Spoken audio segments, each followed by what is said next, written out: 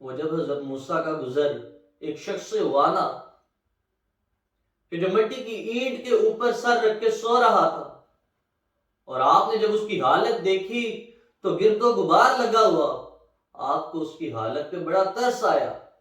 اور آپ نے بارگاہ الہی میں ہاتھ اٹھائے اور دعا کی کہ اللہ اس پر رحم فرما، اس پہ نظر کرم فرما۔ تو باری تعالیٰ سے جواب آیا وحی کی صورت میں کہ اے موسیٰ،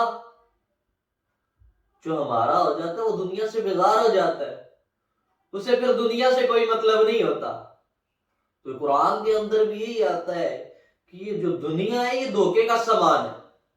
آج اگر ہم ڈپریشن کے اندر آ جاتے ہیں، آپ دیکھیں کہ ہر دوسرے سے تیسرا بندہ ڈپریشن کی بیماری میں مبتلا ہے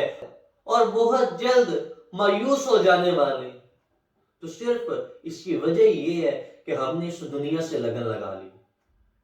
ہم دنیا والوں سے امیدیں رکھتے ہیں، حالانکہ اس کائنات کو بنانے والا خود قرآن میں ارشاد فرما رہا ہے کہ یہ دنیا دھوکے کے سوا کچھ نہیں ہے۔ اور جب ہم اس دنیا والوں سے امیدیں لگائیں گے، یہ ڈپریشن اور مایوسی یہ بڑھتی چلی جائیں گی۔ اس رب رحمان سے امیدیں لگانی چاہیے۔ وہ علامہ اقبال رحمۃ اللہ تعالی علیہ، آپ نے بھی کیا خوب ارشاد فرمایا، آپ فرماتے ہیں میں دوا کی تلاش میں رہا دعا کو چھوڑ کر، میں چل نہ سکا دنیا میں